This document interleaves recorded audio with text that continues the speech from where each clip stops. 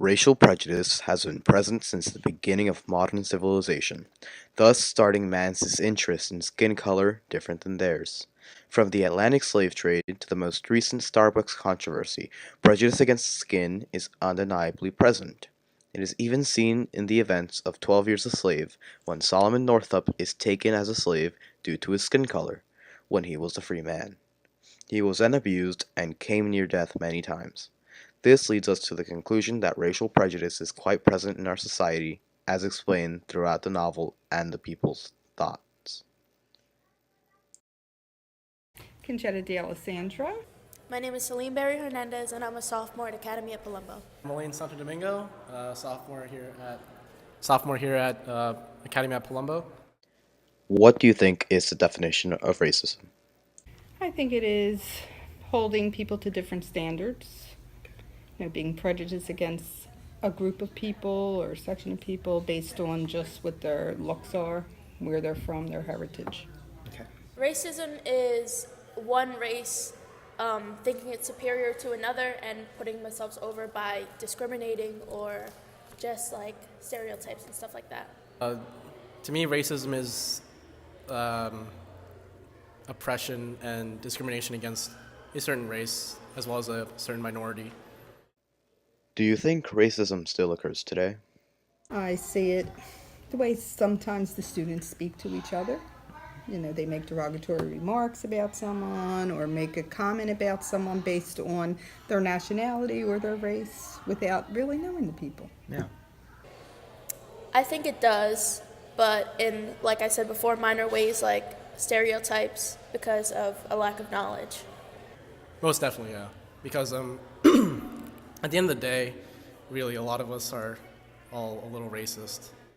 Do you think that the level of racism is the same as how it was in the past? I think today it doesn't come across in the same manner. Like they have to pretend that they're including everyone or that they're giving everyone equal opportunity. But sometimes in the background, they're really not.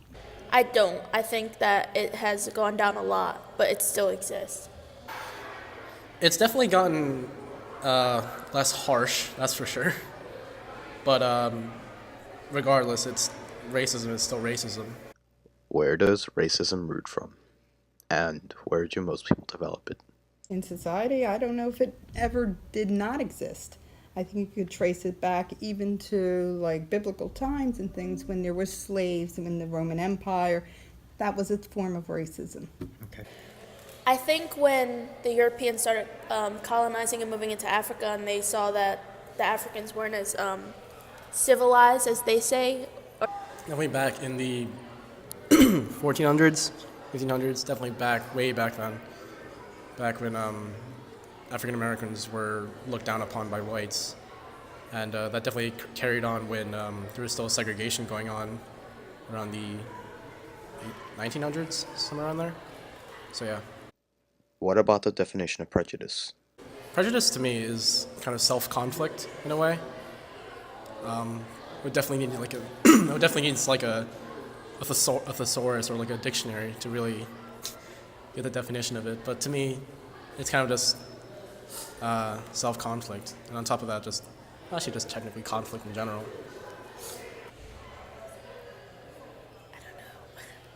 Prejudice is preconceived opinion that is not based on reason or actual experience.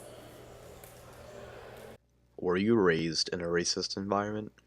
Back in school, middle school, there was definitely a lot of favoritism between most students and teachers. I've definitely noticed that some teachers kind of respected more of the Asian students and white students as opposed to the African American students and Hispanic students. And there's a lot of that I saw in middle school. My mom came to the United States from Puerto Rico, so I did get a lot of discrimination like, oh, speak English or go back to your country, which doesn't really make any sense because Puerto Rico is kind of territory of the United States. So it was really just. When I was raised, maybe underlying effect.